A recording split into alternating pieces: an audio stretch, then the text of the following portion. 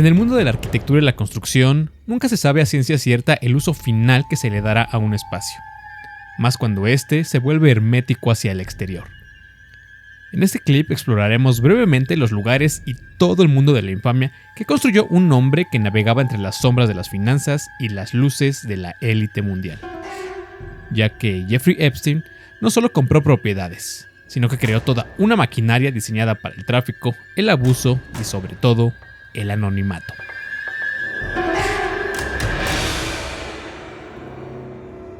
La mansión de Manhattan, conocida históricamente como la Herbert Strauss House, no solamente era una residencia de lujo, sino que era un monumento a la depravación y a la vigilancia absoluta.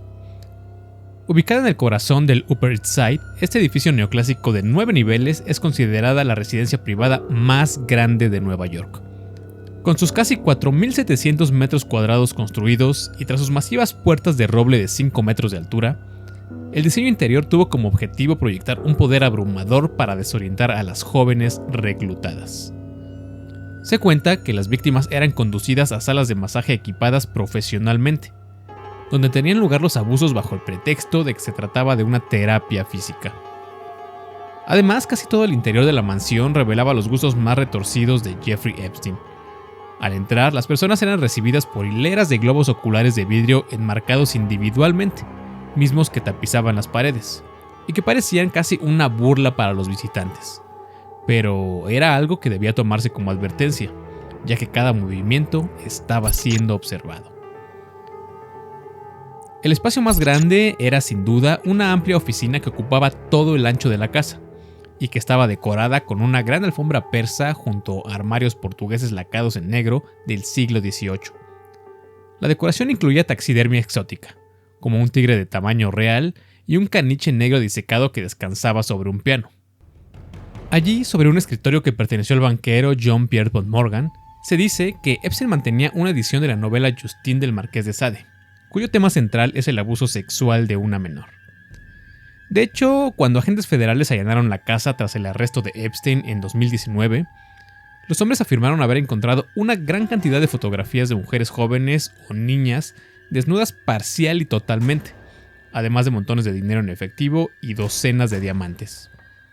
Pero sin duda lo más impactante era su infraestructura de espionaje, ya que la mansión funcionaba como un centro de datos y vigilancia total con cámaras ocultas por todos lados. Maria Farmer, una presunta víctima que llegó a trabajar para Epstein en la mansión, declaró en la CBS la existencia del sistema de vigilancia, y al respecto comenta lo siguiente. Si miras hacia la casa, hay una ventana a la derecha con barrotes. Era la sala de prensa, así la llamaba. Había una puerta que parecía invisible, con toda esa piedra caliza. La empujabas y entrabas. Vi todas las cámaras. Eran como televisores viejos y básicamente apilados. Había monitores dentro de un armario, y había hombres sentados. Miré las cámaras y vi un inodoro, otro inodoro, una cama, otro inodoro, una cama más. Y pensé, nunca voy a usar el baño aquí y nunca voy a dormir aquí. ¿Entiendes? Era muy obvio que estaban monitoreando momentos privados. Tras la sospechosa muerte de Epstein, el nuevo propietario demolió múltiples muros en 5 de los 9 pisos para eliminar cualquier rastro oculto de sus anteriores funciones, intentando así limpiar al edificio de su historia de abusos.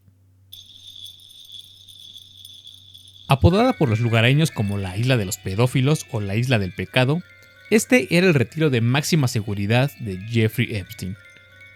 Ubicada en las Islas Vírgenes de los Estados Unidos, esta inmensa área de 72 acres funcionaba casi como un microestado, donde las leyes de protección de menores eran ignoradas sistemáticamente gracias al control total sobre su infraestructura. Para asegurar la impunidad, Epstein financió cables submarinos de fibra óptica y energía eléctrica, eliminando cualquier dependencia externa y garantizando una conexión de datos de alta velocidad necesaria para sus operaciones de vigilancia y finanzas. El complejo estaba compuesto por estructuras bastante inquietantes, destacando el templo, un edificio simple de planta cuadrada que emula una mezquita islámica y que es muy característico por sus líneas horizontales azules y blancas sobre su fachada. Aunque los planos oficiales lo describían como un pabellón de música, Epstein erigió un edificio cúbico rematado por una cúpula dorada que parecía estar vigilado por una tenebrosa gárgola. En su interior, un piano de cola se encontraba bajo un retrato de Epstein junto a un papa, probablemente de Juan Pablo II, fotografía que simbolizaba su cercanía al poder absoluto. Sin embargo, los datos más perversos provienen de los registros federales desclasificados en el año 2025, ya que los hallazgos revelaron una habitación equipada con una silla de dentista, lo que ha generado interrogantes atroces sobre los posibles procedimientos médicos o los actos de tortura realizados en aislamiento total. Las víctimas llevadas a la isla eran mujeres muy jóvenes y niñas, algunas de tan solo 14 años, quienes eran trasladadas en aviones privados donde algunos testigos sobrevivientes describen que eran repartidas como si fueran frutas en una bandeja, esto para el placer de los invitados de Epstein. Con un personal de hasta 70 empleados bajo estrictos acuerdos de confidencialidad, la isla era una trampa geográfica, que fue diseñada para que el escape o la denuncia fueran imposibles.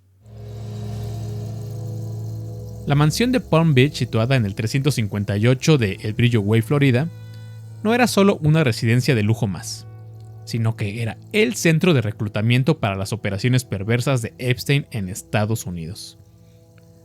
Esa propiedad de estilo de Indias occidentales, con 1.300 metros cuadrados de diseño abierto, funcionaba como una especie de embudo urbano, esto debido a su ubicación, ya que estaba situada al final de una calle privada sin salida, lo cual garantizaba su hermetismo.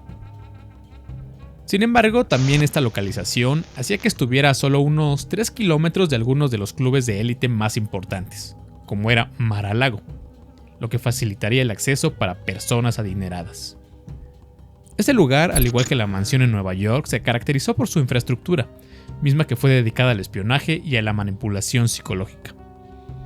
Investigaciones revelaron que Epstein perfeccionó allí el uso de tecnologías de vigilancia doméstica, ordenando la instalación de cámaras ocultas activadas por movimiento dentro de cajas de pañuelos Kleenex. Esto para grabar encuentros íntimos y, claro, chantajear a los invitados. Los interiores igualmente estaban saturados por una decoración muy a su estilo y mal gusto, ya que los muros, por ejemplo, mostraban fotos de mujeres desnudas junto a retratos de Epstein con figuras poderosas y altos mandatarios. Una táctica que fue diseñada para intimidar a las víctimas y convencerlas de que Jeffrey Epstein era intocable por la ley.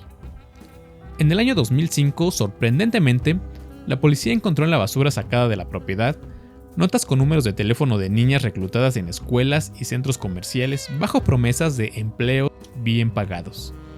Ya que el lugar estaba cargado con el estigma del caso y que fue apodado en su momento como la Villa de las Violaciones, el desarrollador que compró la finca tras la muerte de Epstein demolió la estructura en 2021 para intentar limpiar el lote y cambió legalmente la dirección al número 360 para intentar borrar su historial criminal. En el Alto Desierto de Nuevo México, cerca de la localidad de Stanley, se extiende el Zorro Ranch, el complejo más grande y siniestro del entramado criminal de Jeffrey Epstein. Con una superficie que superaba las 3.000 hectáreas de propiedad privada, este conjunto ya no funcionaba solo como una residencia de lujo, sino como un laboratorio de ingeniería social y eugenesia a gran escala.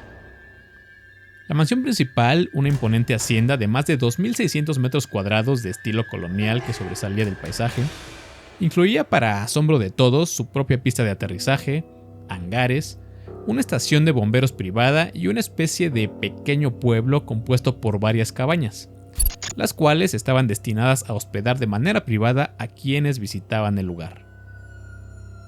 Lo que sucedía en el complejo, según diversos testimonios, fueron, una vez más, los abusos sistemáticos ocurridos incluso desde mediados de los años 90, facilitados, claro, por un entorno donde la supervisión del Estado y las autoridades era prácticamente inexistente.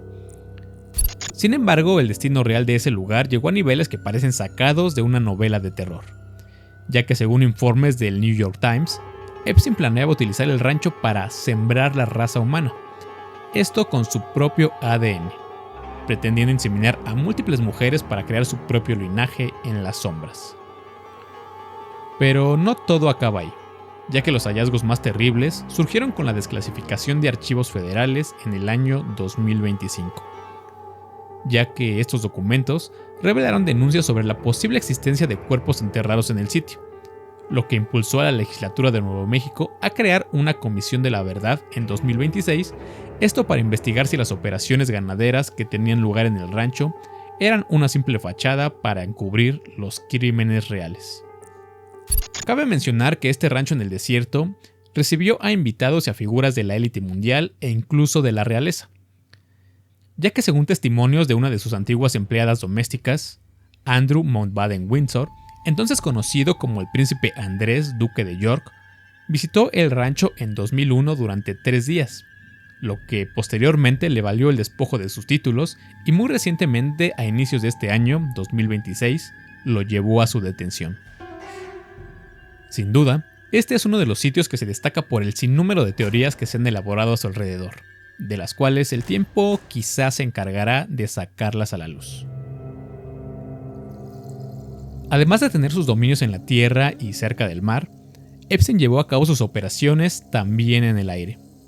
Esto con el apodado por la prensa amarillista como Lolita Express, un avión Boeing 727 personalizado que representaba el transporte definitivo de todo el entramado criminal, ya que se trataba de un territorio en tránsito fuera de las jurisdicciones nacionales donde se podían cometer cualquier tipo de abusos. El avión, fabricado originalmente en 1969, no solo facilitaba la logística del tráfico sexual entre sus diversas propiedades, sino que fue sometido a una reconstrucción total para servir como una extensión aérea de las mansiones de Epstein. Con una capacidad para 29 pasajeros, el interior presentaba un diseño modular denominado Exogrid, diseño que permitía dividir la cabina en secciones de lujo especializadas. Según los detalles técnicos del avión, esta estructura modular incluía, entre otras cosas, un salón delantero equipado con un cine en casa para entretenimiento, la zona central que servía como lounge y que contaba con una cocina completamente equipada, y por supuesto contaba con un camarote privado en la parte posterior del avión, que contaba con una cama queen size y un baño privado con ducha de estilo europeo. El Lolita Express, entre comillas, es una referencia directa a la novela de Vladimir Nabokov sobre la obsesión con una niña de 12 años, lo cual es en sí mismo un dato perverso que retrata muy bien el desprecio por sus víctimas. También claro, por su parte, Epstein y sus amigos utilizaban la discreción absoluta de estos vuelos para transportar a figuras de la élite mundial sin escoltas oficiales, utilizando la intimidad del avión para ampliar su red de influencia. Con más de 600 horas de vuelo anuales registradas, el Lolita Express fue el gran medio de transporte de una empresa criminal, y que solo desapareció cuando el avión fue finalmente desguazado en 2017, en un intento por ocultar las pruebas de esta mansión aérea. Como vemos, Jeffrey Epstein no solo construyó mansiones, sino que construyó todo un sistema invisible para el exterior, ya que al analizar brevemente sus propiedades, no solo vemos edificios lujosos, sino que vemos la manifestación física de una mente que creía que, si controlaba los espacios, controlaba la realidad. Hoy, algunos de estos lugares permanecen como evidencia de los infames mundos construidos por Epstein, lo que nos demuestra que nunca se puede saber a ciencia cierta el propósito real para lo que fue erigido un edificio, uno que quizá tenemos frente a nuestros ojos. Y aun cuando no se ha llegado al fondo de todo el caso, la verdad, aunque a cuentagotas, empieza a salir a la luz.